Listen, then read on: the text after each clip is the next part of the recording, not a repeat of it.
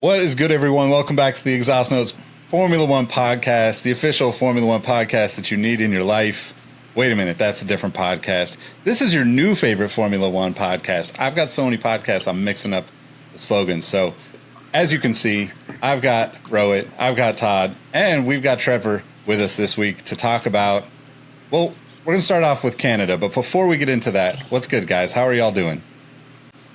We get it, Nick. You're popular. And yeah, awesome. Congrats on the friends. Sorry. I didn't know I had my own podcast network. I just kidding. It's called the Nick Engvall Cinematic Podcasting Universe, first of all. And much like Kevin Feige, he wears a baseball hat every time I see him. Yeah. So the funny part about it is I just basically don't have a life outside of the internet. So like I record podcasts every day of the week. You and the rest of humanity, apparently. I try. Maybe we can get popular enough to where we could just do an NPC Formula One podcast. Do you guys know what NPCs are? No. What's NPC? This is going to be a rant that's not related to Formula One at all, but I'll tie it back, I swear. All right. There's some girl that just does like live streams on like TikTok or something like that. I don't even know what platform it is, but people pay her to act out emojis. Oh, I heard about this. And she just, like, one of them is gang gang. That was the one I remembered. But she'll be like, gang gang, ice cream so good, ice cream so good, gang gang, gang gang. And people literally send her money to, like, act this out while she's popping popcorn kernels with a flat iron or, like, a hair flat iron thing. Wow. So we could just do that for, like, Formula One. We'll just, like, if anybody can do impressions of, like, an old V10, that would be a great start. I was ready for you to say any word after poppin' when it said that girl's poppin', and I was like, "What are we doing? Pussy?" Like, No, we'll get to the OnlyFans Twerking. section at the end of the episode. Yep. So we had to bring Trevor on because last week, I don't know if anybody caught this, but Todd somehow, I think he blacked out and just totally took shots at Canada for half the episode, which, you can't be doing that, Todd. Just because you don't like Lance Stroll doesn't mean everyone from Canada is bad. First of all, I feel like a citizen from like a natural citizen of Canada from another country, if that makes any sense. I love Canada. Hockey's my favorite sport, but we can't. It's not even that I dislike Lance Stroll. I dislike the fact that he's the son of a billionaire. That if he was any other driver on the grid, he'd have been replaced. He's 7 or 8 years deep in Formula One now. I have said many times, the guy turns into Ayrton Senna in the wet. But in a dry track, he just has a habit of running into other cars. That's it. That's all he said. Your Canadian apology was hilarious because at any point I was expecting you to say, "I have many friends that are Canadian," much like a racist has many friends.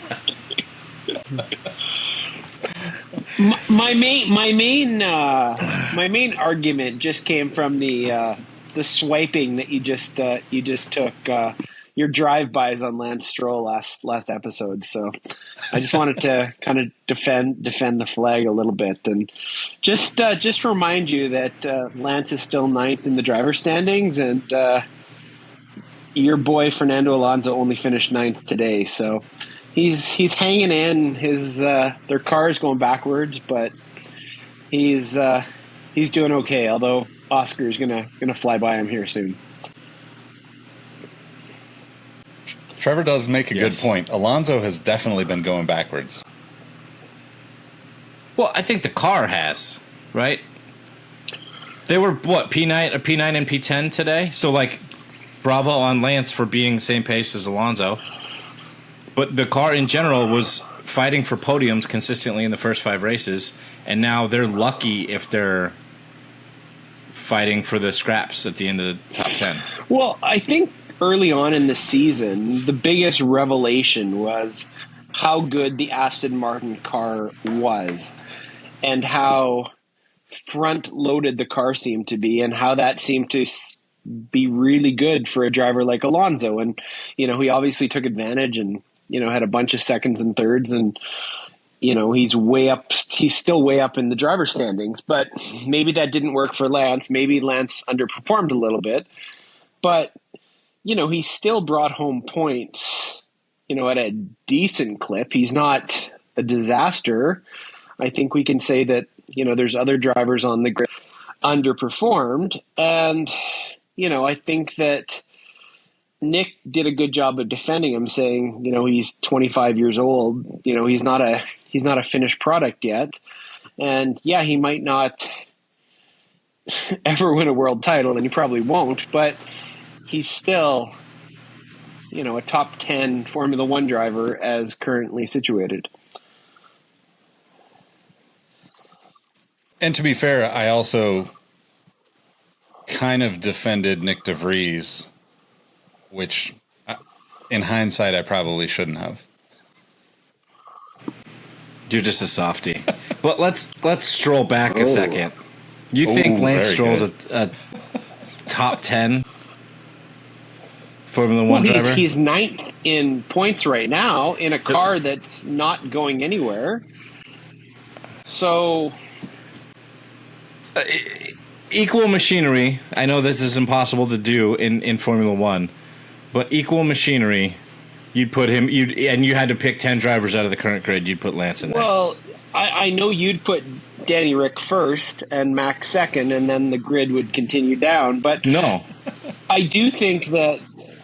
I don't even know if I would take Danny Rick in the top 10, and we've established how much I love this man. Okay, that's fine. So let's agree to disagree and put Lance at 13th or 14th on the grid as far as current drivers go. That's fair. Okay. Acceptable. Peace treaty. Rohit, do you have any? I feel like that was the most Canadian resolution we could have gotten in this, where it was just a bunch of carefully measured and slightly raised voices, but everybody agreed. Everybody shook hands verbally, and you know what? Viva la Lance. I'm going to say... I'm honestly surprised that Todd... No, I'm going to send Todd like 3, I'm sorry, direct messages later tonight, so... He's not. Yeah, the best part is that even if Trev and I were like legitimately arguing over Lance, like it would be totally squashed in a day, and he would be like we'd be sending each other tennis shoes back and forth. That's what we do. Tim Hortons. I wish he could send me Tim Hortons.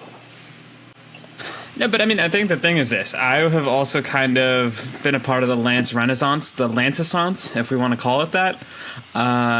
I still think he's going to outpoint Charles Leclerc because Ferrari continues to be a shit show. But that's my hot take that I didn't even think to put down. But at this rate, to your point, Trev, they are kind of backsliding. Is this more a fact of basically who's going to be able to be the most competent driver out of the 4 is going to win that two-way constructor bid in terms of who's going to finish ahead? Or is Ferrari that, or has Aston Martin got that far of a lead ahead of Ferrari that it doesn't even matter as they're backsliding at this rate? I think we're at the point now where some teams are prioritizing 2024 versus 2023.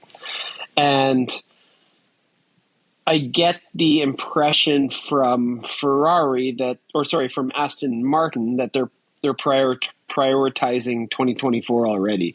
I think they're happy where they're at. I think the fact that Alonso is still 3rd in the driver's standings and he might slide down to 4th or 5th, I think they're going to take that and try to hit the ground running next year with a super advanced version of this year's car. So that's what I would suggest will probably happen through the second half of the season. So I'm going to follow that up because last week, I believe it was last week, it might have been the week before, we talked a lot about where Aston Martin goes from here, right? Like, where do you see Aston Martin in like 2 seasons? Is it still Stroll and Alonso? Well, I think it's still Stroll and Alonso as long as Alonso wants to keep racing in a Formula One car. I think if Alonso steps out, then, as Todd would say, Daddy Stroll will open up the bank and pay whoever he wants. But I do think the development of that car and their facilities means that, they want to play in that second, third, fourth, fifth tier of cars rather than the fifth, sixth, seventh, eighth tier of cars that they've competed in the past.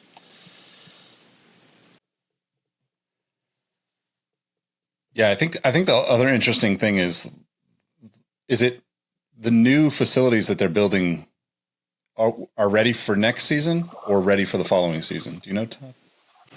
They come online at the end of this year, and they're going to start doing correlation because, like, the biggest hurdle to get over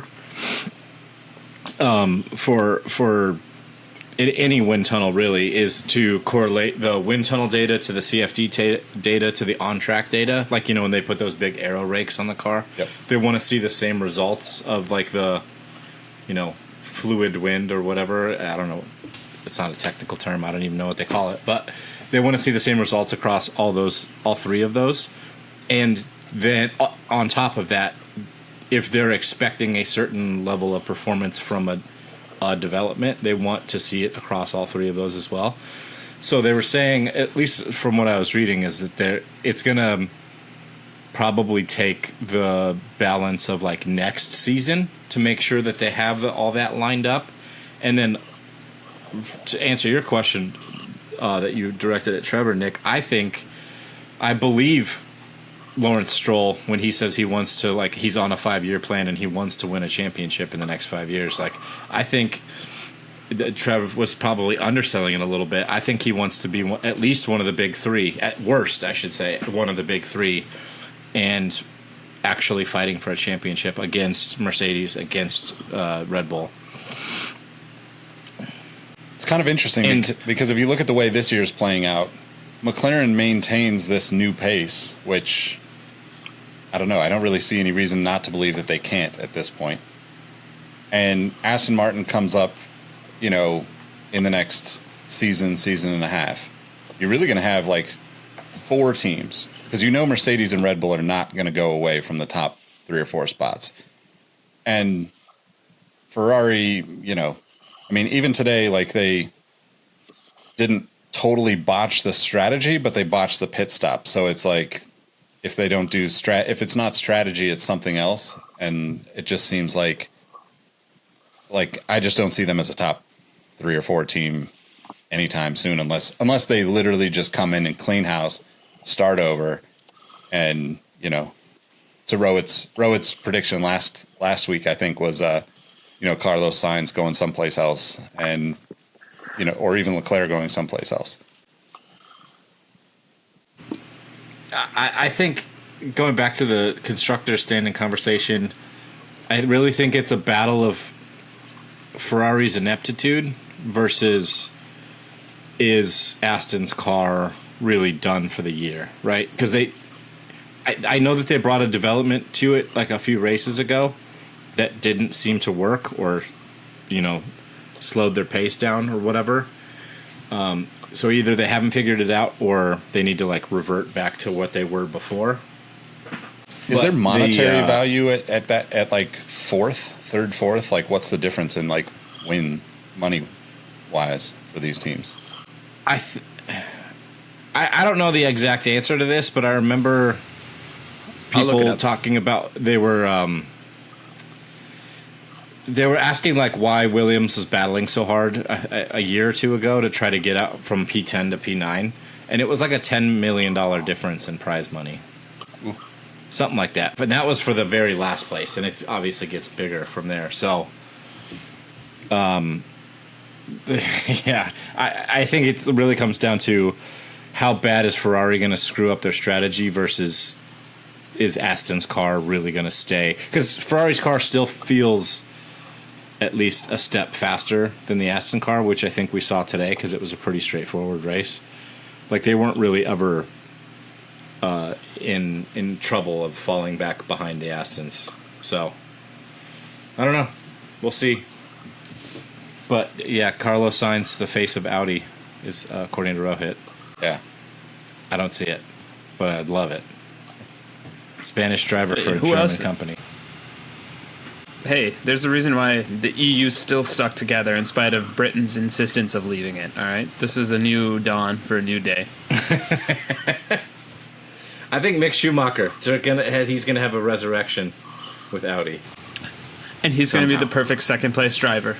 Like that's him. Like Oh, you think he'd be a good number 2 to Carlos Sainz? I think he'd be a good reserve driver because I still think they're going to end up with either Checo Perez or a driver that is anguished to be named later. But at that point, like, I don't think Mick Schumacher is going to get that one season bump for going missing the way, like, let's say Esteban Ocon did when he was a Mercedes reserve driver. Like, I don't think people are clamoring in these streets for baby Schumacher. That's true. I think there's still, I think he's still higher on a lot of lists, despite not being in a seat this year. Especially if Audi's, if you're talking about Audi, right? There's always that kind of tie the driver to the country, and especially coming in as a new team, you're going to have to market a little bit harder and push it a little bit harder than most of the teams. How sick would that be, too, to have like a German driver for the German company coming in? Well, as an Alpine fan, I'll tell you what, it doesn't matter because you can have two French drivers eating a croissant down the middle and they are going to crash into each one another and it's not going to do a hill of beans. I think they were just trying to save fuel and stack up for 2024. Since we're on the subject, I gotta give a little slander to my boy real quick, because everybody at the start of the race pinned it on Zhou Guanyu, and it was his fault, right? He had a terrible start, got overtaken, he lost, I think, 11 positions in the start, and then trying to make up or not get overtaken anymore, super late on the brakes, slid into the back of Ocon, I think. Ocon was the one that went airborne. Also, Gasly. He slid into Gasly and then hit Ocon. Yeah. Ocon came crashing down into Gasly, if I remember. And I think that's when I stopped going to the Discord and I was like, well, my day is done. I'm Abe Simpson in that meme. But I have to say, Danny Rick was slightly involved in that crash. Well, kind of, not... It wasn't a cause for it, let's just say, but he also had a bad start. Tried to take the inside track, and I think was part of the reason that Joe cut so late on the brakes, or didn't expect to have a car there, because Danny Rick tried to take the inside, and he was like, "Oh crap, there's a car right in front of him." So come on, Honey Badger, you're better than that.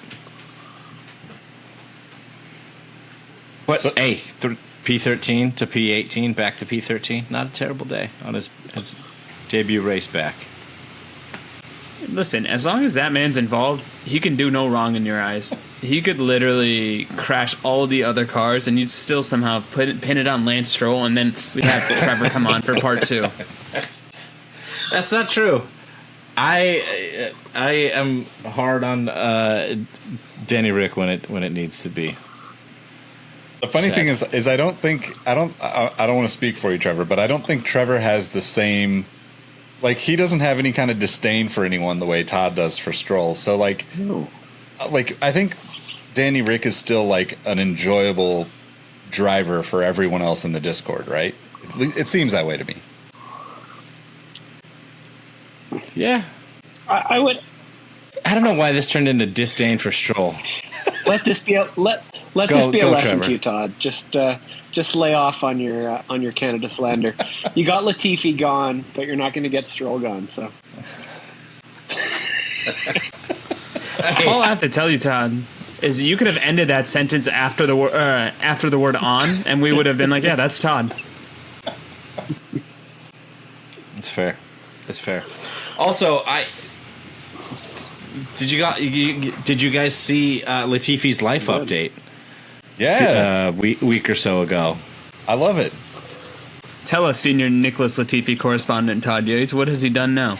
No, he just said he took forever off of social media, and it was good for him, and he went through a lot of abuse, and I think that was horrible.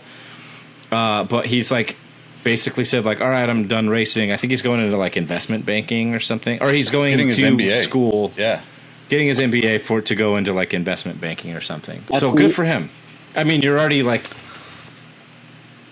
in a family that's like basically the Sopranos of salami or whatever. So it's good for you. With a trying to nickname make like more. that, with a nickname like that, why didn't he stay on the grid? The Sopranos of salami.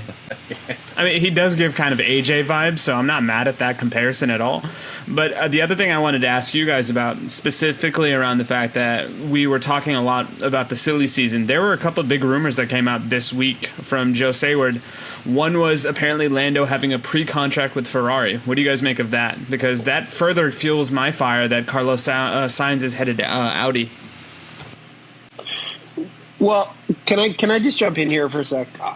Like Nick mentioned that Ferrari's going backwards, and I think it's a little bit premeditated to think that Ferrari's going to be an also-ran in Formula One. You know, they've been there the longest. They've got humongous budget. You know, obviously with the changes in leadership there, you know, stuff is a little bit in flux, but you know, for a lot of years, Ferrari was spending, you know, $400 million on their Formula One program. So I don't think that they're just going to accept being the 5th or 6th or 7th place team. They're going to fade away. I do think that there's still a lot of drivers on the grid who would be very happy being part of Team Ferrari. And, you know, even if Sainz and Leclerc and, you know, move on, you know, I don't think it's out of the realm of possibility that, you know, Lando Norris and Checo Perez are together on Ferrari in 2025. So I don't think we're shoveling dirt on them. They're kind of going through a little bit of a lull right now, but remember last year they were the second best team on the grid. So I think it's a little bit early to say that they're not going to be part of this, you know, big 4, big 5 teams out there. In I think spite they're of themselves. They were the second best They're- team in spite of themselves. And I think none of them had that expectation going into the season to be the second best team. I think they were, to borrow another meme, since I'll be the meme lord of this episode, they were walking down that alley saying, here we go again, like ready for anything and everything. And they got a good season out of it, but I don't think they were that anticipatory in terms of being that high up, especially in the beginning where it truly looked like they might give a run for the money for Red Bull. I will say this. With that being said, I still think Albon makes the most sense as a number 2 driver for them. So I don't know why you go for Checo, because in spite of today's performance, like, is Checo back? Because I also feel like he's had a substantial backslide for the last couple of races.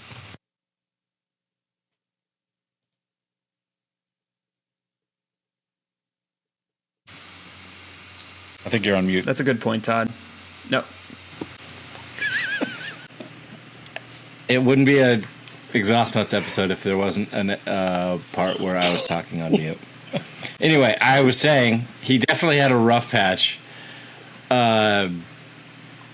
He missed Q3 for 5 consecutive races, and it did feel like a little bit, to plagiarize Crofty a little bit today, it did feel like a little bit of a statement drive. Like, Checo, even at his best, isn't known for like cutting through the field like that, and to do that on a track that is where he was starting farther back and it's harder to pass on, he really, like, I know the car was a rocket ship today. We saw Max win by half a minute, but for him to in a 3-stop race with you know, a lot of traffic, a lot of lap traffic, to be able to make it up there was pretty impressive. So I want to go back to the Ferrari thing real quick, because I definitely agree with Trevor. I don't think that Ferrari is gonna, you know, look, they're always going to be a staple in Formula One. And I think if you look at things off the track, I can't remember where I saw this. We might be able to find an article and include it in the links below.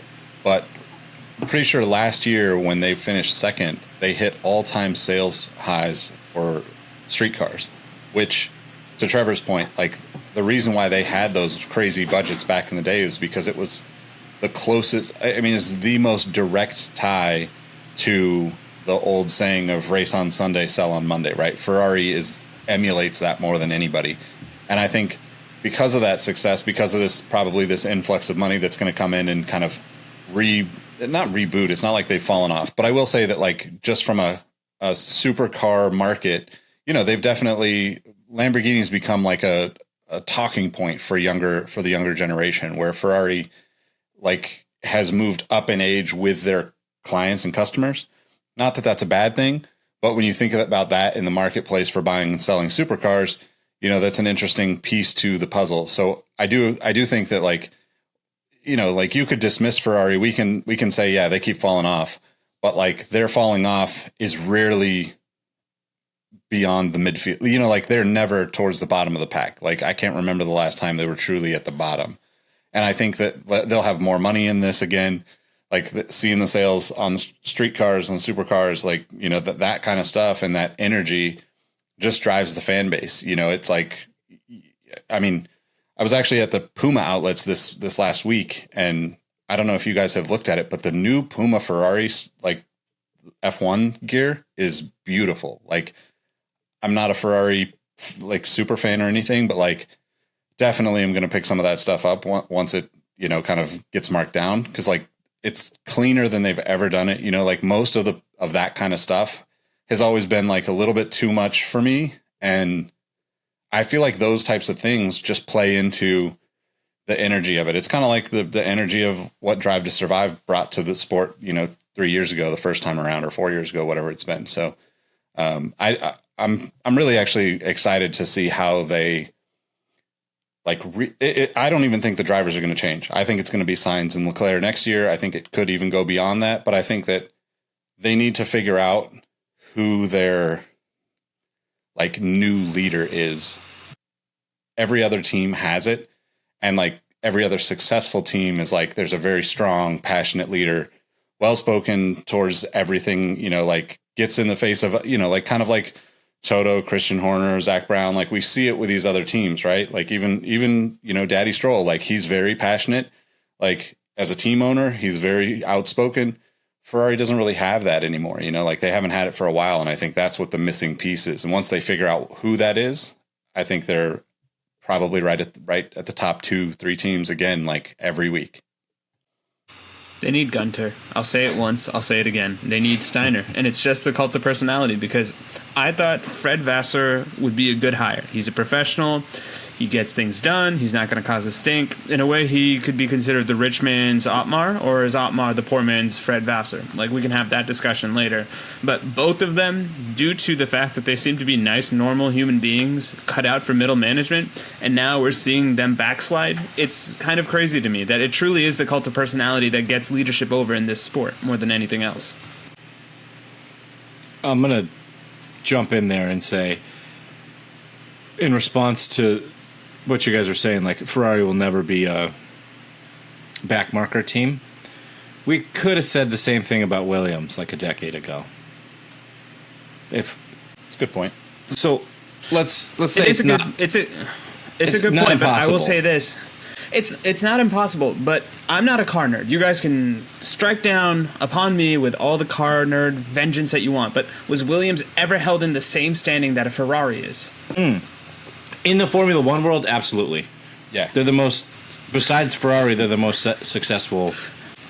But if I understood Nick's point earlier, wasn't Ferrari's whole ability to conjure up a Formula One team the fact that they had these exclusive cars? So if you race on Sunday, it's to sell the car on Monday? Or is it a chicken and egg situation where, like, the Ferrari Formula One car was so good that that's what sold the street Ferraris, or vice versa? Like, that's what I would kind of want to understand as a newer fan. I mean, I think that's a really hard thing to determine. Like, Ferrari is so associated with fast cars and high performance cars because they've always won. Like, they are, like, I would the best way I could put this for you as a sports fan, Rohit, would be like, I would consider Ferrari the Lakers or the Celtics, and I would consider Williams the Bulls, right?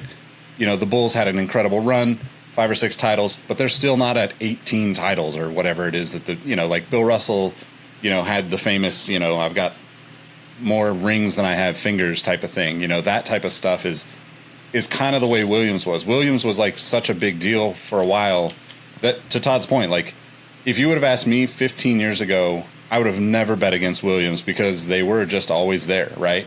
And that team has taken huge tumbles, changed ownership. All, you know, the family is no longer involved. Like, it's obviously a completely different thing. But the biggest difference between Williams and Ferrari is that Ferrari has a car business. Williams doesn't. Williams is F1, right? Like, they don't really do much outside of Formula One, in my opinion. Unless Todd, you know of anything. I don't think they even race outside of F1 at all anymore. No. I know they have at times tried other things, but yeah. It's interesting that you gave the Williams the bulls, because I understand what you were saying with like the ultra successful, you know, lots of championships, but not on the like Celtics or Lakers level. But it's funny when I think of Ferrari, I could equate them to the Bulls because of what you were saying, which was the like that whole win on Sunday, sell on Monday kind of thing, because like the Bulls and Jordan, right? And now we have still this many years on, we're still selling Jordans, like, or not we, but Jordan brand is still selling Jordans because of that one player, and it's almost morphed into its own thing. And I almost see Ferrari in that sense today. I agree with you before. It was like you'd see the 250 GTO win at Le Mans way back when, and then they'd sell a crap ton of 250 GTOs. Today, it's no one, like kids nowadays that wear Jordans don't understand what Michael Jordan meant to basketball.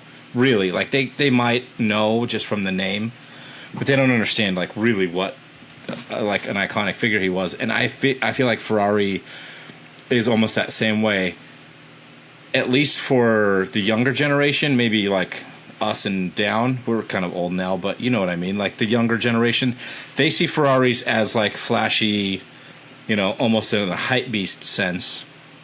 And even though they're aware of the Ferrari F1 team, it's almost like its own separate entity. Like there's not the automatic crossover like there used to be. Yeah. It's either they're cool into flashy cars or they're into F1. It's not necessarily both. Yeah, I definitely think now is a little bit different.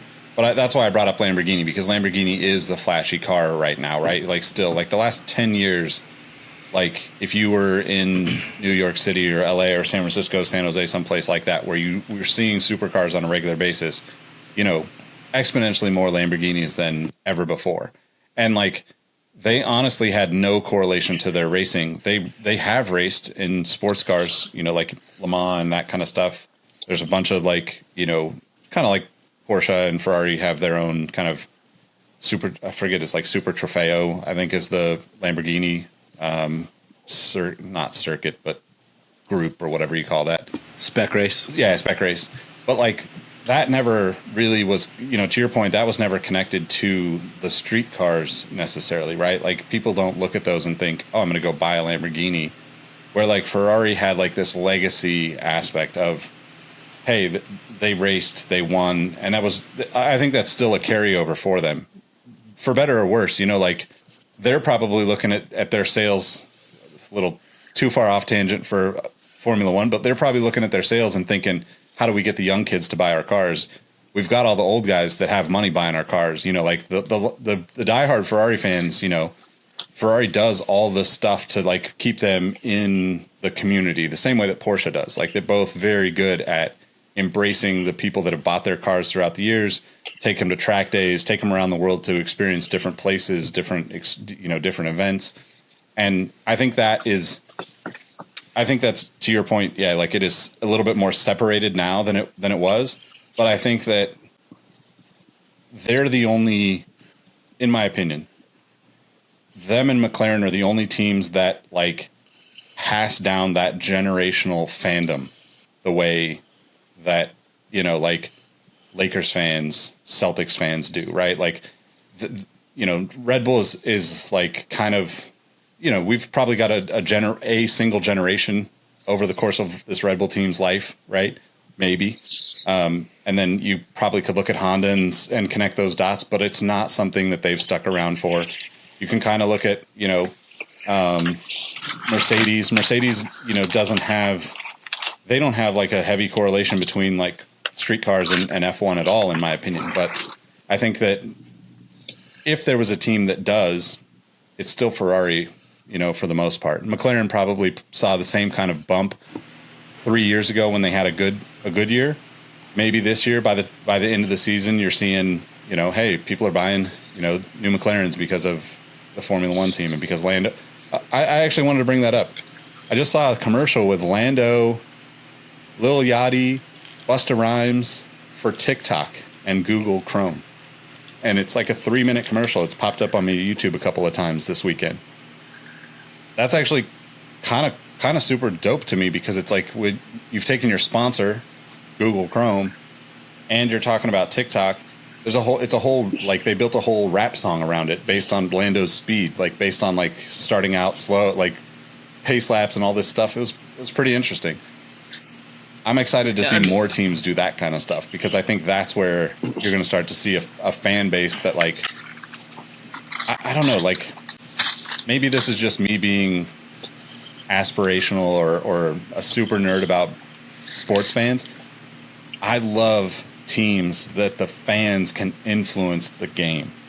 Like that is the most powerful thing where you go into, I don't know, like the Warriors had it for a while, right? Like there was a few seasons there where like you go to a Warriors game and like the fans are so loud. The Kings are like that in Sacramento.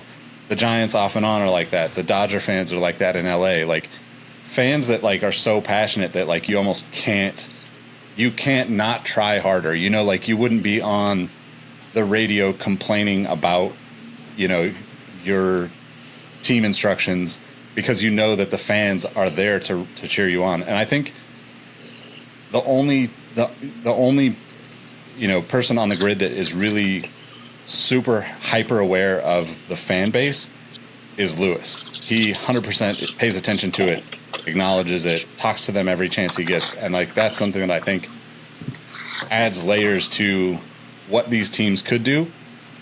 To tie this all back together, like if you had a very charismatic leader at Ferrari, that fan base is just ready to go at any moment. And if they got somebody that was just, like fired up like a Christian Horner or a Toto or, maybe it's funny like Gunther. Like, I don't know what the answer is, but I think that's the missing piece.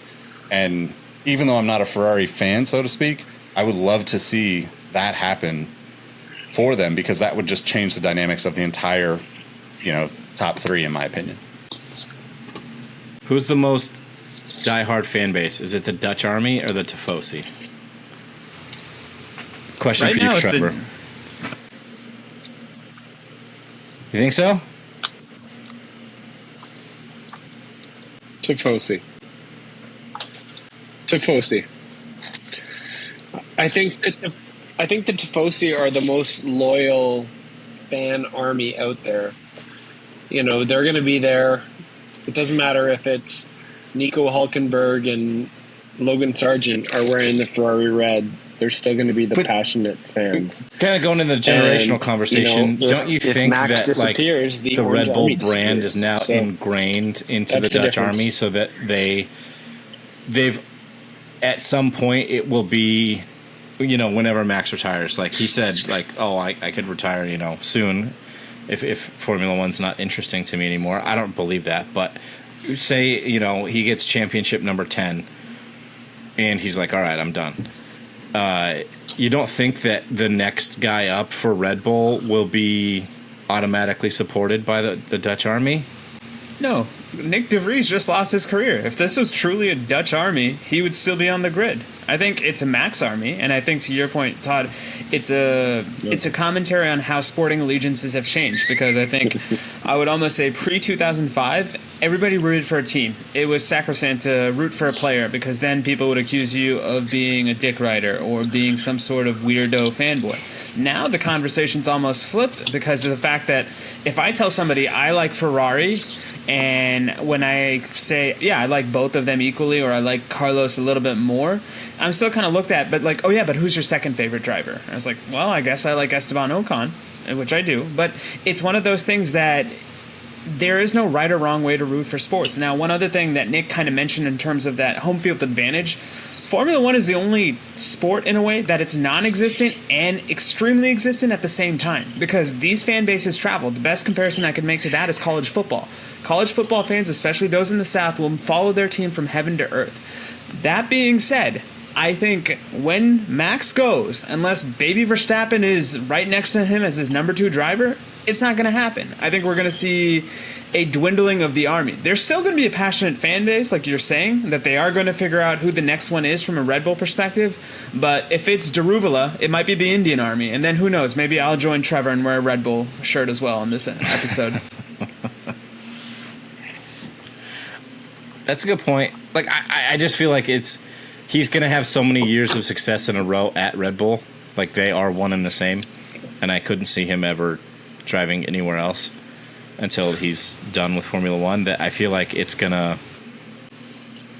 just going to be by default Red Bull fans if there's not another Dutch driver on the grid. Yeah, but I also think we live in an... No, I was just going to say, like, I don't think De Vries ever found his... Like, he never did anything to earn the love of the Dutch army. He had one good race, right, last year when he subbed for Albon. And then this year's just been misery. So he didn't have the time to put in, and he wasn't a phenom. He didn't start the youngest, or like, he hasn't had that whole history. His dad wasn't in Formula One. Like, Max has the perfect storm to like make all these people Red Bull fans. That was my point. I totally see your guys' side of it too. Like, Rohit, you put it perfectly. Like, the home field advantage is non-existent and literally insane at the same time. Yeah. So I have a question, Trevor. Like, how long have you been a Red Bull fan?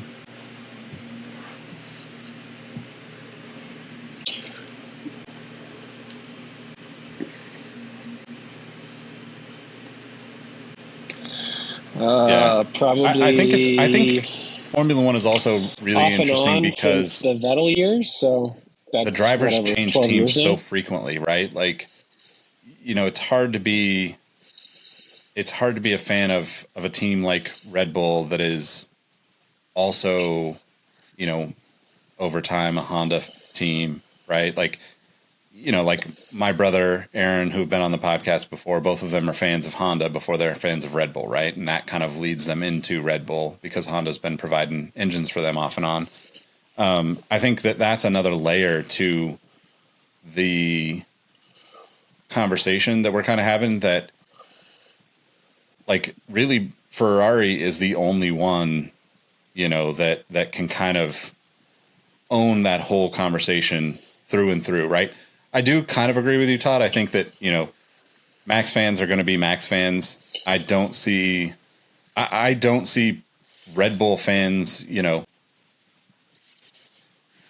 I don't see Red Bull fans carrying on from Max, but it's also like completely different when you're talking about like, you know, Lewis fans winning for 8 years straight, you know, like that's a different level of success where like, this is a terrible analogy and I don't mean this in any bad way, but it's like, you know, the Yankees winning all the time brings more fans to the fan base. You know, like they haven't won, but at some point you become so successful that people think you're winning even when you're not winning. You know what I mean? Like, it's kind of a crazy thing about sports that like the casual fans become, you know, like people are watching Formula One for the first time a lot this year. Like, we're going to see, you know, new fans from all over the world, but like specifically, you know, like just thinking about America, there's going to be a ton of people in Vegas that have never paid attention to Formula One before. And if Max wins, they're probably going to become a Max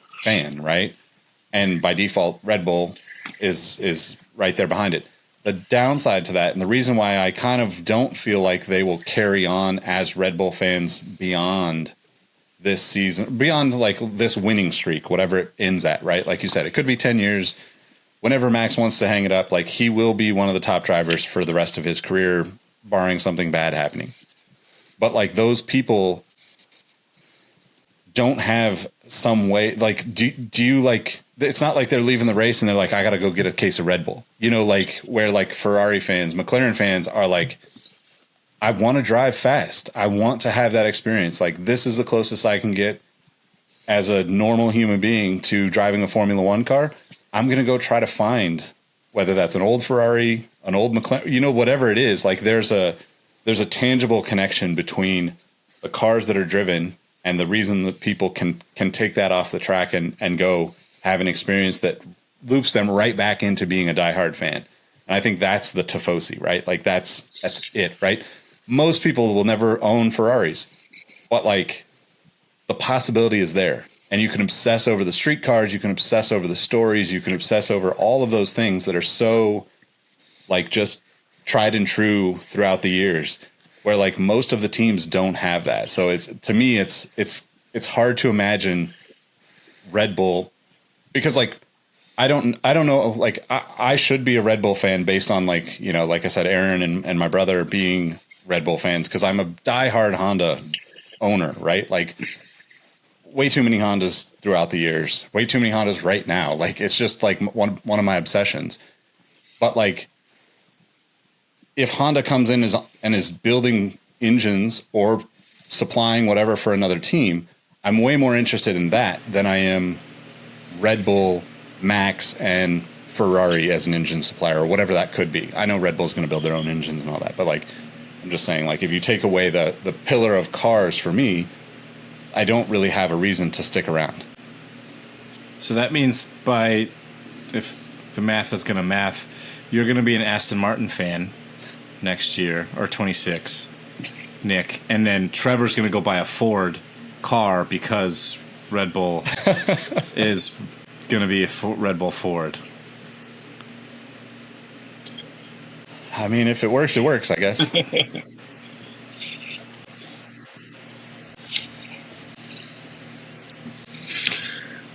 So going back to the point of, long-term allegiance, Rohit mentioned, where Williams was a decade ago or 15 years ago now or whenever. And, I think the biggest point is they didn't have anything else to fall back on. They were an F1 team. Ferrari sold $6 billion worth of cars last year, and they're motivated and they're funded to keep pumping out those sports cars. And, they're in a unique situation that way, that, the F1 team feeds the car brand and the car brand feeds the F1 team.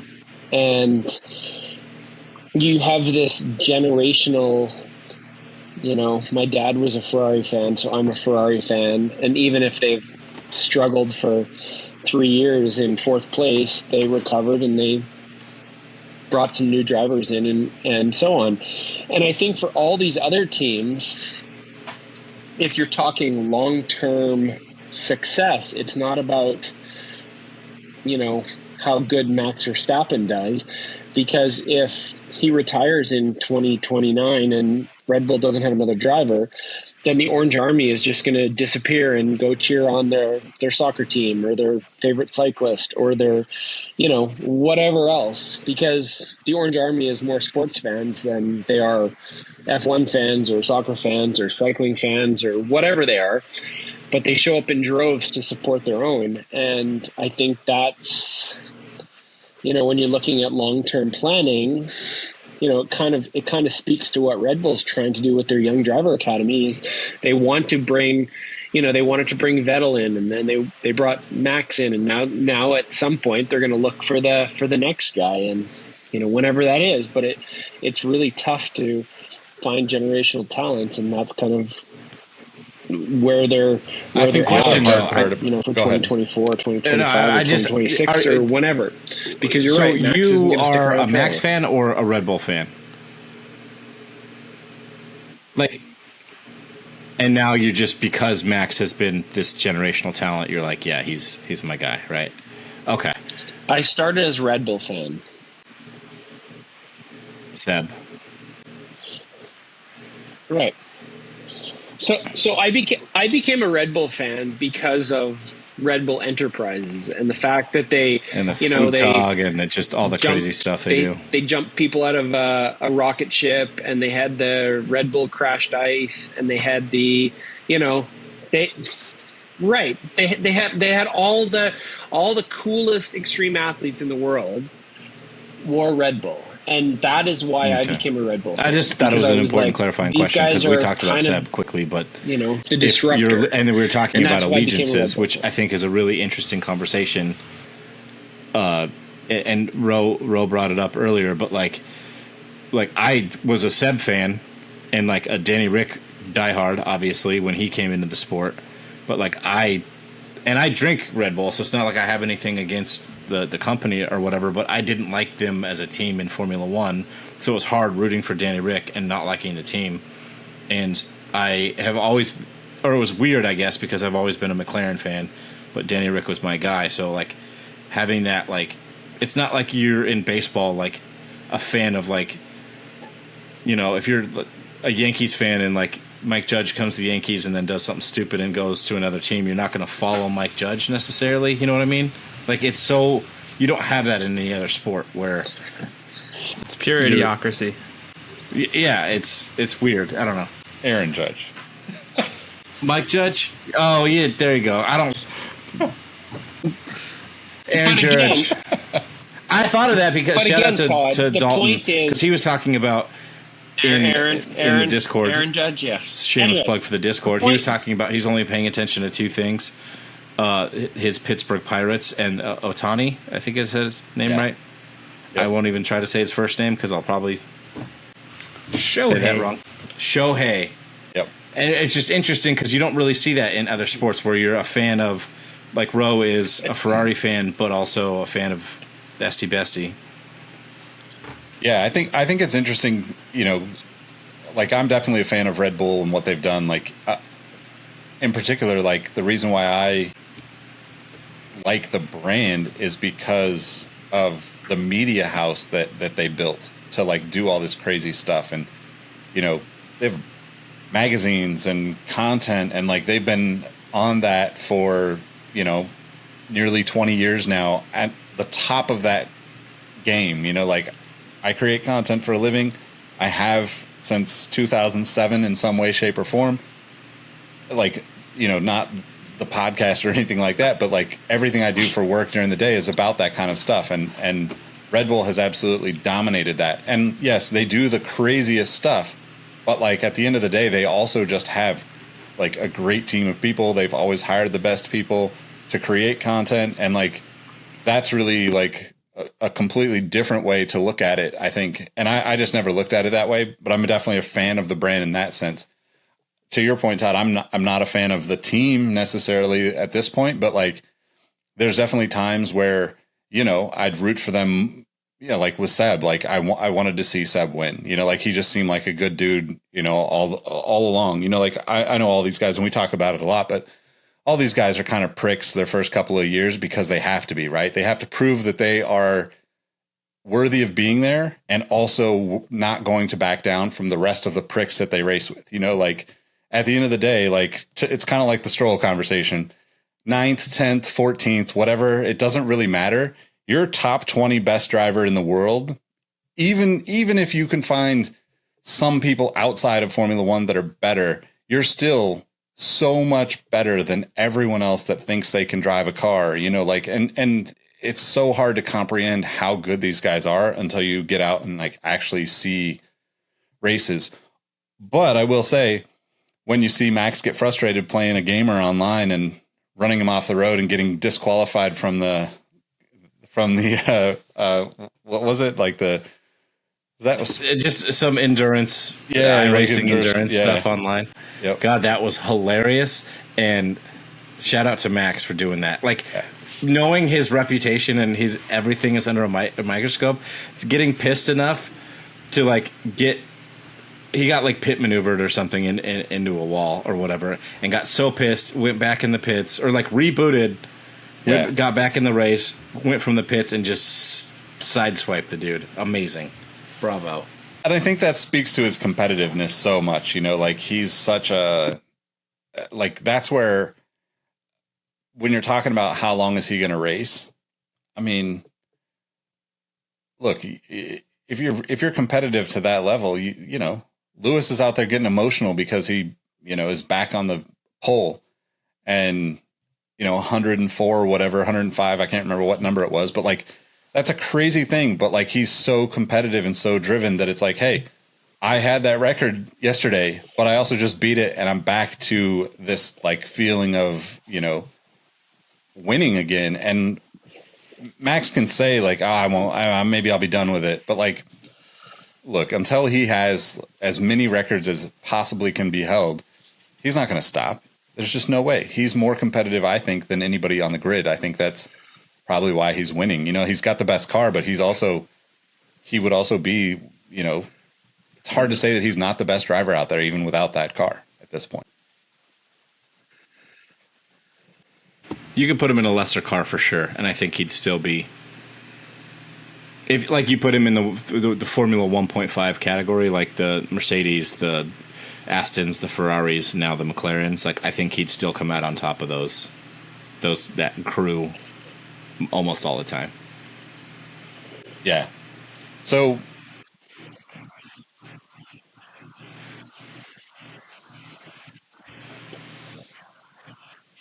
Well, just the fact that he kicks the butt of his teammate every single race tells you that he's getting more out of the car than anybody else is. So, like that spread is good. And you know, you guys were here 12 weeks ago talking about how good Checo Perez has been in the first 4 races of the year, and you know, now you look at what Max is doing to him. So, I definitely think that, you know, he's kind of at the top of his game, and he's kind of one of those people that just lives, dies, sleeps racing. And, you know, there might be guys like Alonso and Hamilton that you can kind of describe that as, but he's kind of at the peak of his powers right now. And I don't expect that, you know, the grid's going to catch up to him this year. And, you know, we'll see about next year, because everything changes every year now, which is kind of cool. Like every time there's a new car, there's a chance that, you know, the grid gets shaken up a little bit. But right now, he's best car, best driver. So hot take question for the episode. Anything's going to change. And, you know, he's Who won 7 on in the a row, grid and right now he's motivated to win 8 in a row. So put in the other Red Bull is going to give Max the most competition. That's my first thought also, but I don't think Lando would like the pressure cooker situation that I've made that joke a million times, but the whole chamber of fear Ferrari style that Red Bull seems to be. And I don't mean that they're the same way that like the mid 2000s actual chamber of fear Ferrari was when Schumacher was winning everything. Like they literally were like scared to screw up. I think it's a much happier environment in the Red Bull garage.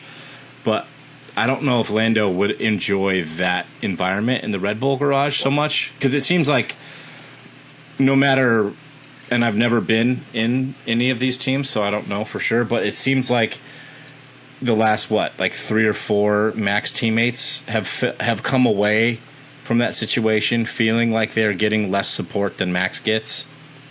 So I feel like if there's, you know, where there's smoke, there's fire there a little bit at least. So I don't think Lando would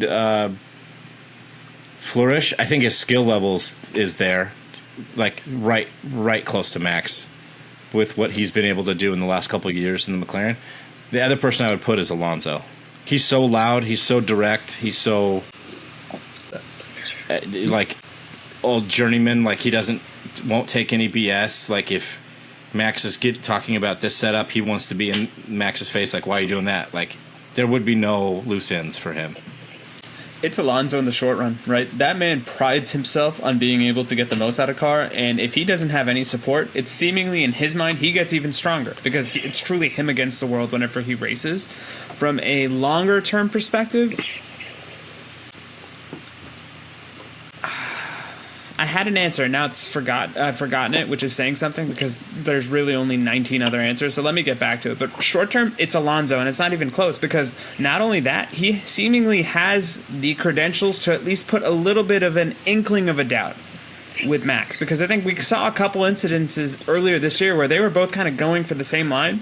Neither one of them necessarily moved an inch, but they also realized there's a longer game to play, so I'm not going to do it, you're not going to do it. If it's a one-off race, there is nobody more dangerous to Max Verstappen's dominance than Fernando Alonso. Over the course of the season, I don't know yet. Come back to me in 2 minutes.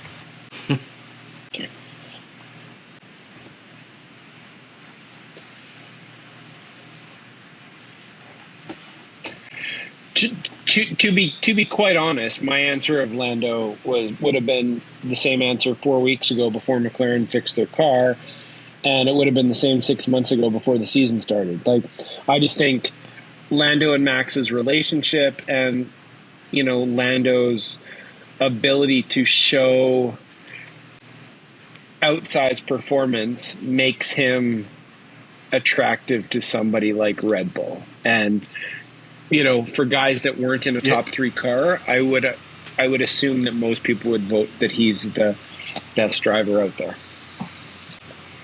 Now he's got a top three car, but Nick, before you give an answer, if he wants to get throw a name out and just tell me why? Because I think the answer is apparent, but I want to get the three of yours' take. George Russell.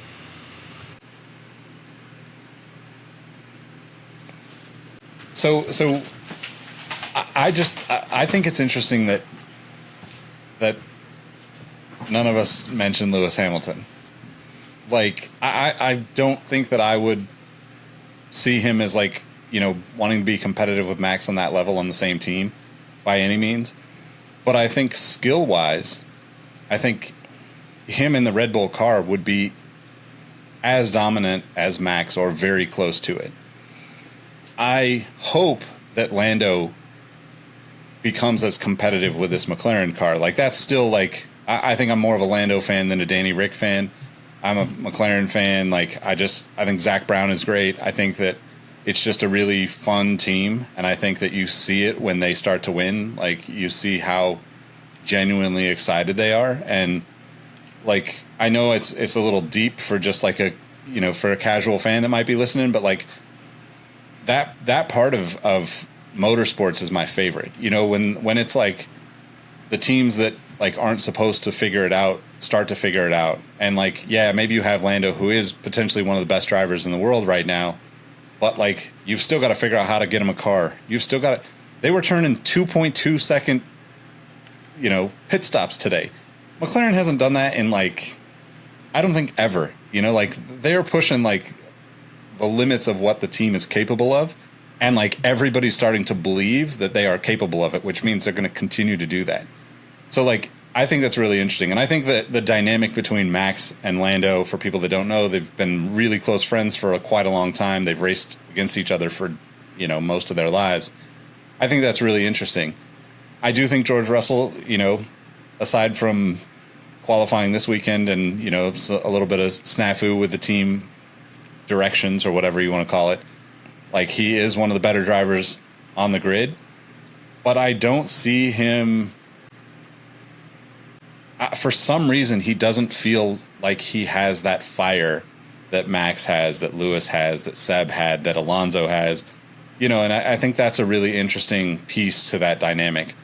I really wasn't thinking about that whole big picture. I was just more thinking of who's the best driver on the grid outside of Max. To me, it's probably Lando. It's probably Lewis, a close second, or if they're not equals, given the same car and the same, I would say decent pit strategy and stuff, that kind of stuff. Those two are the two that come to mind for me. As far as actually working, or air quotes, working alongside of Max, 100% it's Alonso. It reminds me, my dog is the perfect example for this. So my dog is a pandemic puppy, had a month of socializing before everything was locked down, is completely scared and mean towards most every dog on the planet now. My brother has a dog that's 16 years old now, just does not give a shit about my dog at all, and my dog will just follow it around. So ironically, my brother's dog's name is Enzo, my dog's name is Mika. Formula One, just through the veins here. But basically, to what you were saying, Todd, Alonso is going to be the one that is like, yeah, you're the hot shit, but like, go fuck off, like, piss off. I don't want to deal with you. And like, that probably is the perfect way to deal with Max, to be honest, because he's never had that. He's always been the best driver on that team, for what is this, his sixth year at Red Bull? Like in the Red Bull car? No, he started at 16. His first race was 17. He's 25 now. So 8 years, I think. But he hasn't had real competition in a Red Bull seat consistently, right? Like, only Danny Rick was petering good out at the end. Yeah. Yep. So he's never really had that like fight back personality next to him, which is really, it's hard to say that it's a wrong choice in any way because they're winning, right? But like the transition to whatever's next for Red Bull is really kind of dependent on like who that person is. And to Trevor's point earlier, you said something about kind of like finding that up and coming talent, right? And like that generational talent. Red Bull cannot have the next generational talent. Like the next generational talent is going to go head to head with Max and fight, right?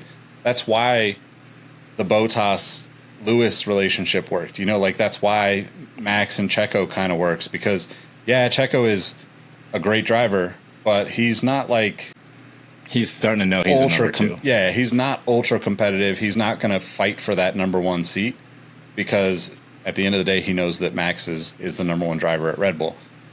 But if you want the next generational talent, like you have to have that, they have to have the ability to like prove themselves as young as possible. Max was given that opportunity. I don't see, but they're not going to get a fair shake of it because not Max at Red Bull. That's what I mean. Like, I just don't yeah. see it ever working at Red Bull, right? Like, No. Which is interesting. And I think one other thing, and you guys correct me if I'm wrong, but it almost seems like the ideal team dynamic in Formula One is one seat you keep for your own internal training program. One is the seat that you try to get somebody else to jump ship and join you. And I think that's the model that I would assume most successful Formula One teams would try to adopt because ultimately, I understand that they've got the deepest young driver network. I would bet 24 Capri Suns that I don't think anybody from that young driver network is going to usurp Max Verstappen. And the heir to Max, whoever that may be, is going to be an existing driver that Red Bull is just going to throw a blank check at. Nah, I disagree. Hardcore, I disagree on that. They wouldn't invest so much money into the Red Bull Junior Academy if I understand that, but they've gone 0 for 6, right? Or how many have they tried to put right next to him to give him a competitive person? And it's yet to happen. And there's nobody in Formula... No, I was just going to say, like, they were trying to get what Mercedes has now. They're trying to do the Brett Favre to Aaron Rodgers thing. But based on their team setup or whatever, it hasn't worked out for whatever reason. But that's what they want. Like, that's what Mercedes is doing right now with George and Lewis. They want that whole pass the torch thing, and George to, like, in a few years become the number one, and the next period of dominance or whatever. That's what they're trying to do in Red Bull, and I think they'll continue to do that because it has, like, it spawned Albon, good driver. It spawned Kvyat was. I mean, he was Gasly good. is a Gasly, average to... Yep. Yeah, I think he's a solid driver. They have Liam Lawson waiting in the wings. They have Saito. They have Daruvula, you mentioned earlier. Like, these are all promising young talents. But I think the honest problem is with Formula One, it's like that lightning in a bottle. You have to have a good car at the right moment with a robot-like driver that lives, breathes, eats, sleeps racing. That's has all those ingredients for this to work. Trev, you look like you want to say something.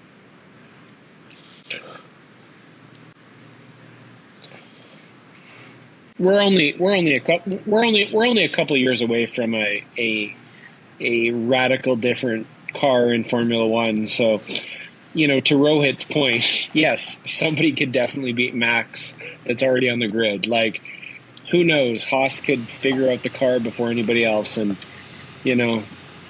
their driver, whatever, Alex Palou could win 2026. Like, nothing is kind of out of the realm, but I do think that the reason these teams spend millions and millions of dollars on supporting F2 and F3 drivers is to try to develop that talent and that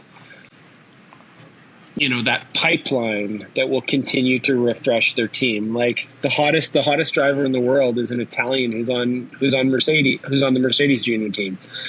And he's a 16-year-old who's in F3 or F4 right now, but he's the guy that wins every championship he's in. His name's Antonelli. Anyways, every team wants that guy. They're looking for the next Max Verstappen. They're looking for the next guy that is going to hit the ground running and within a couple of years be taking world championships. And that's why Red Bull has 8 juniors and Ferrari has 6 and Alpine has 4 and whoever, like all these that teams leads me to a question about drivers because kind of they're trying potentially to get the next guy, right? They're trying Like to find the next guy. So we talk about Red Bull and their program. Ferrari's program is very similar, right? Like, but it's like obvious that AlphaTauri and Red Bull are connected. Toro Rosso before, like it's clear that like that is the number 2 Red Bull team, and like like we even talked about last episode. It makes it more of a possibility that Danny Rick actually takes Checo's place next year or whenever, if Checo decides to leave. How does that work for Ferrari, considering that Oscar Piastri came up in the Ferrari driving, camp, right? But Alpine. Now, what's that? He was an Alpine. He was an Alpine driver. But he was in Piastri. He was in the Ferrari junior driver whatever thing, right? I don't think so. I'll look it up. Thank you. All right, I'm betting Red Bull on this. I'm almost positive he was at some point. Okay. Maybe not. Point, Maybe sorry. not long term. But that's actually my question: is like how like Red Bull has like cornered the market for a lot of these kids to like pull them into the driving academy, their driver academy early on, and then it's like, well, there's 4 seats available. No other team really has that, right? Like Ferrari has a number of, like they all have junior drivers, right? But like no team has the like obvious 4 seats possible at Formula One, at the level of Formula One, right? Do you think that is, do you think that hurts these other teams? Like with, for instance, with Ferrari, right? Like if they wanted, they're supplying engines to other teams, but like they don't have any way to like bring those drivers in other than just cold hard cash at the end of the day, right? Like they have to let them go on their way. Well, Leclerc came through Alpha before he went to Ferrari. So there is, it's weird because it kind of works out in the sense that it's based on the engine manufacturer, it feels like a little bit. Like whoever supplies your engine, because Ocon was originally a Mercedes driver. He went to Williams because of the Mercedes relationship for a year. I think same thing with Lance going to Williams before he was in Aston, in Racing Point and then Aston.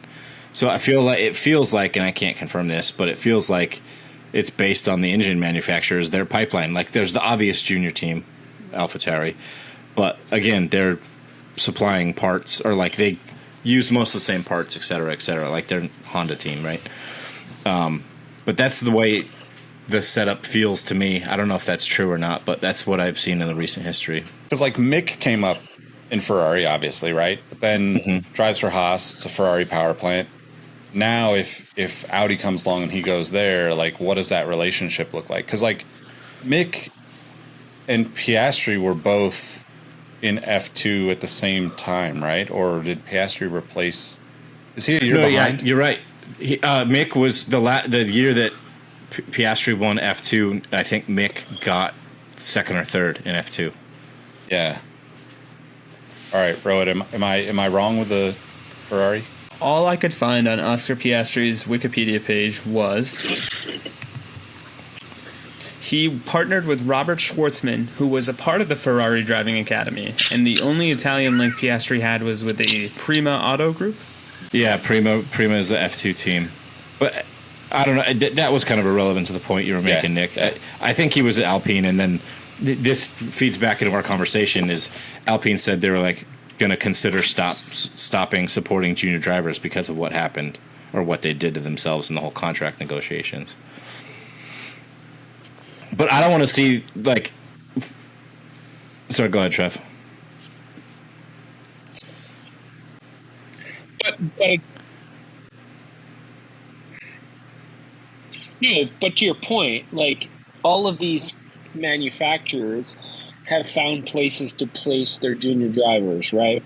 Like it's not out of the realm of possibility that, you know, Ferrari goes to Alfa Romeo and says, we need a seat for our superstar junior guy. Whenever your next opening is, we'll pay you whatever the number is, because it's probably not under the cost cap. And, you know, you train our guy just like Mercedes did with George Russell, or what happened with, you know, Lance Stroll back in the days, or what happens with any of these guys, right? Like there's only a certain number of seats, and if you don't have a seat, you try to find them a seat. That we haven't touched on, but it was much earlier in the conversation. Leclerc signed another contract with Ferrari, so I think Rowe is Nostradamus and has called his shot with Sainz going to Audi. So I'm starting to get on that hype train. So then who replaces him? We'll ask Trevor since he hasn't given us his opinion yet. Who goes to Ferrari to replace Sainz?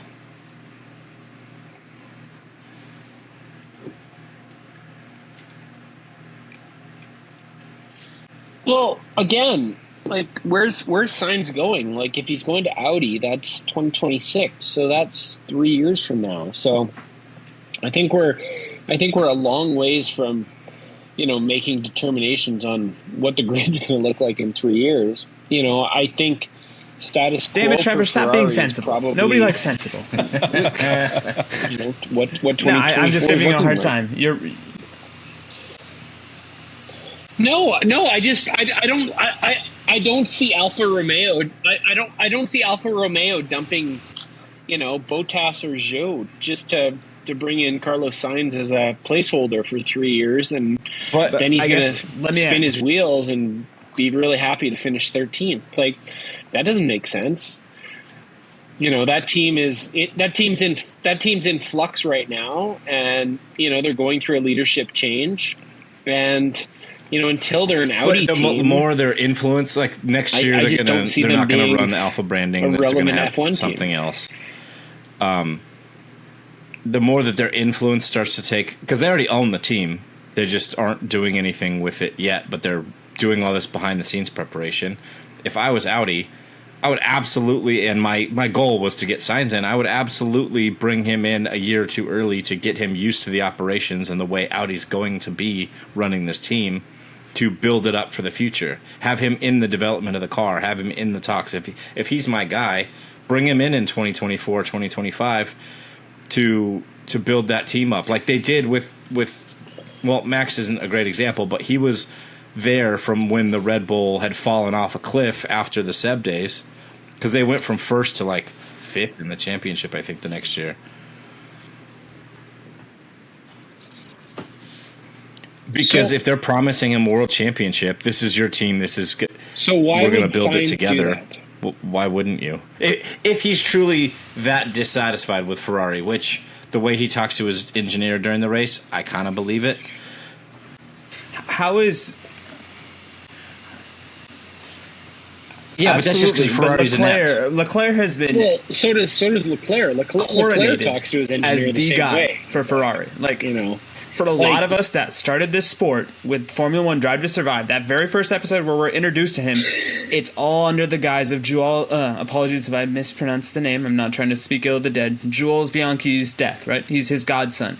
Jules Bianchi was going to be a Formula One driver for Ferrari. Was he a Formula One driver for Ferrari? And now Charles is completing that family legacy component of it. That's all we've heard. Not only that, I'll defer to you two if I'm speaking ill of this, but it almost always seems to the untrained eye, like I have an untrained eye, that more often than not, Ferrari tends to prioritize Leclerc over Sainz. Is that fair, or am I just imagining things?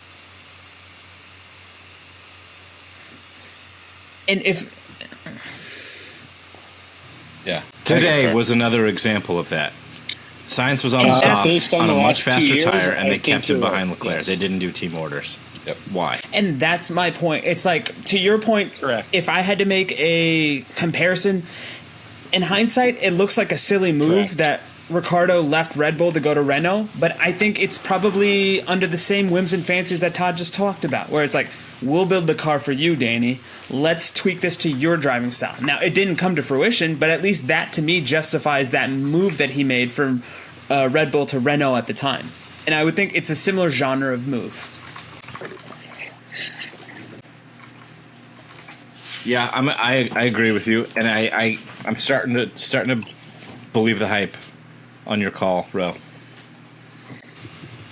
And Trevor, I know this sounds absurd because you've been doing this Formula One thing a lot longer than I have. But once again, my newbie impression is some of these contracts don't appear to be worth the paper that they're printed on. And yes, it may say that, hey, we have him till 2024. But as we've seen with Nick DeVries, as we've seen with Danny Rick, if they want you gone, they'll get you gone.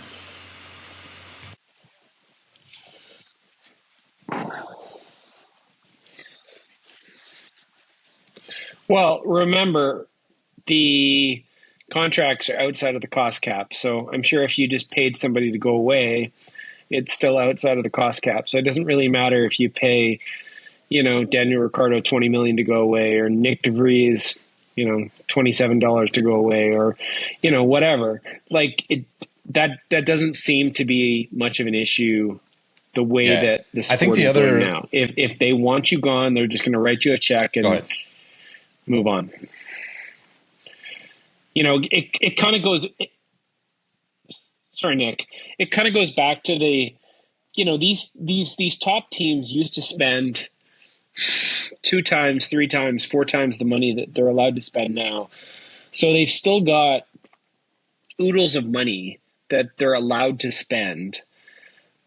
The sport is in a much different place than it was in 2016, but Red Bull and Mercedes and Ferrari spent $400 million on their cars back then. So, they've got the money that they can make these problems go away if that's what they want, and if that's the decision that they want to prioritize for the future. So, yes. So I think one any point about the contract Carlos Sainz to Audi thing. Like it doesn't really matter going forward anymore. I think he's going to be fed up with Ferrari, even if he's got to go another year at Ferrari. There's like a slight possibility he lands at another team for a year or two, right? Like there's a good possibility Valtteri could decide to retire. Like there's all sorts of things that could happen.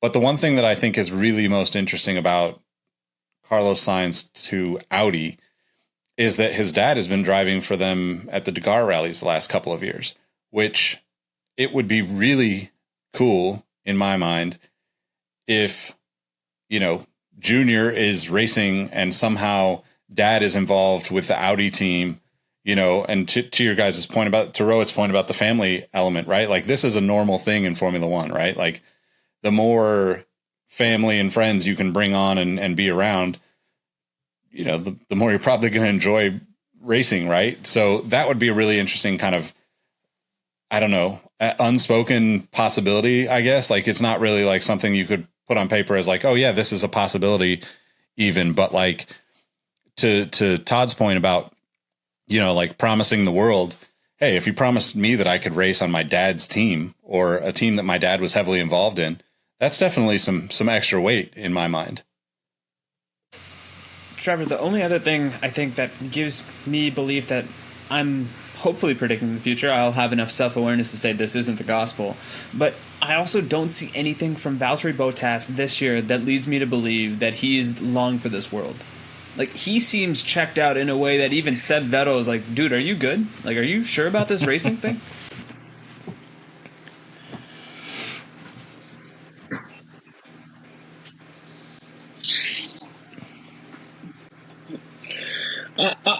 kind of agree with you, but I think he was brought there as a elder statesman to kind of go out to pasture and live your old days. And I don't think the idea was that he was going to bring them to the forefront of the sport. I think the reason they brought him there was to help develop the team and to help develop his partner.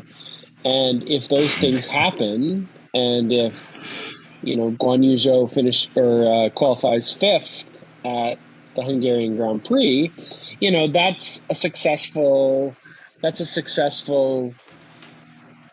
outcome for Alfa Romeo. And they've got to take these small wins as they come versus we're going to go straight to the front of the grid. So I think that was their mindset, and they're probably okay with that. And then obviously things changed and they've been bought out and blah blah blah, but I think that senior figure, that guy that can tell you how the big teams pile work, on to is still Nick an talking advantage. about Carlos Sainz Sr. I looked up his Wikipedia and discovered that he's been under the skirt of the VAG group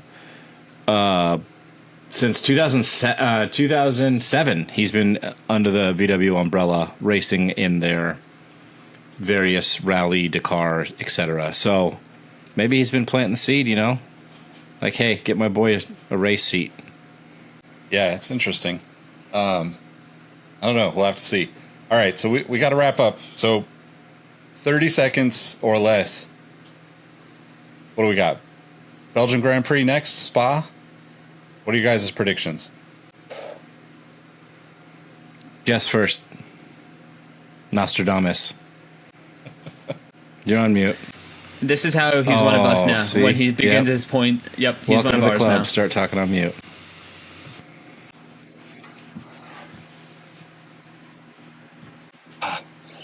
I am gonna have Awesome. a sunburn because I am sitting at Eau Rouge for the next race, so I will be there in person. So your top three. I'm quite Give us your top excited for my Spa Grand Prix experience.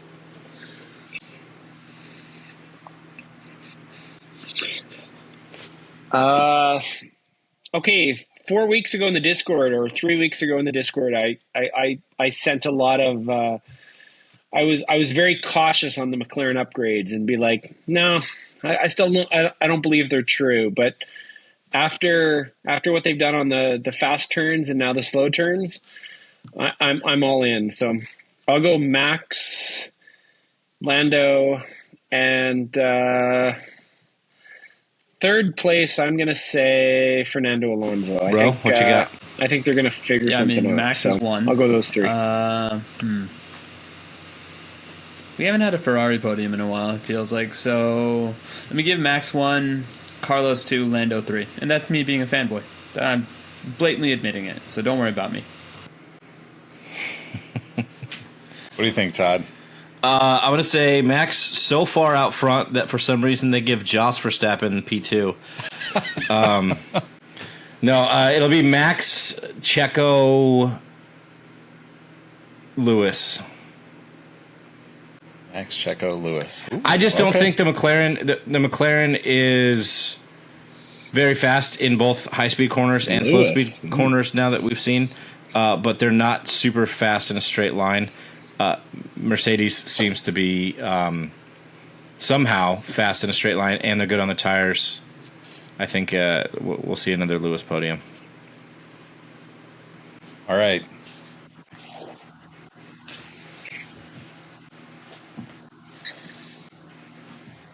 I think the biggest thing going forward before Nick gives his picks is it's kind of nice that it's not just two teams at the top or three teams at the top. Like, now we're at a situation where, we've got anywhere from, 6 to 10 drivers that can podium every week. And, I like the fact that, Carlos Sainz could podium, or Alonso could podium, or Checo could podium. And, we weren't at that situation not that long ago. And, I want somebody to That's a great point. and And I Piastri, think that's, he's a rookie. He hasn't had a podium so yet, true. but Like, I he's just getting feel close. like even though Max is winning and dominating, I still think the rest of the racing and like having the possibility of, 3 or 4 or 5 teams, like somewhere around there, and like not based on like a crazy accident or something, like it's not like Ocon, last year or 2 years ago, where it's like, okay, you got to win, but that doesn't like, is that yeah, you got a trophy, but do you get a win for that? He gets a win. Terry for that. bowling balled everybody. Listen, Terry's just living his life. Come on. But I think, I guess deep down, I think Max is going to win next weekend, but I'm going to bet against him only because I've been on the Lando getting a win train for 2-3 years now. I think it's going to happen. I think Lewis is going to come in second, and I think Piastri is going to get his first podium.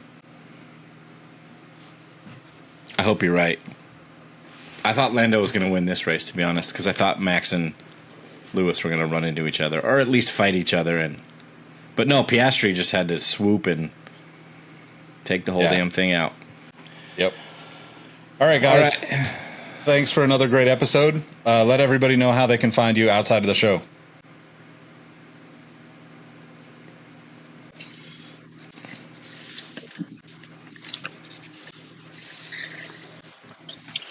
I'm Iron Trev on all platforms. Come visit the Sneaker History Discord and talk a lot of chat in the Formula One area, because there's lots of talk going on. Get some pictures from Trevor at Spa next weekend too.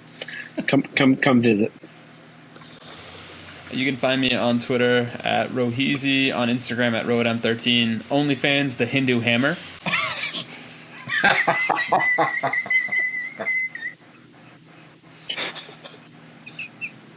There's so many. Oh, man. Oh, my God. I can't even follow that. Dad Shoe. Jesus Christ. Dad Shoe, that's SHUE.jpg on Instagram. Dad Shoe _JPEG, I think. I don't know. Just follow Rohit. He's amazing. Close enough. Hey, we're also on Threads too now. So if you guys want to follow us on Threads, Exhaust Notes FM. The first link in the description will be to get you into the Discord. Doesn't cost you anything. It's a great place to hang out. Amazing people like Trevor. Thanks for coming on, Trev. We appreciate you. You can find me at Nick Engvall everywhere. But yeah, Exhaust Notes FM on all the platforms. And how do we follow up the Hindu Hammer? I don't know. We'll catch you next time, guys. Peace.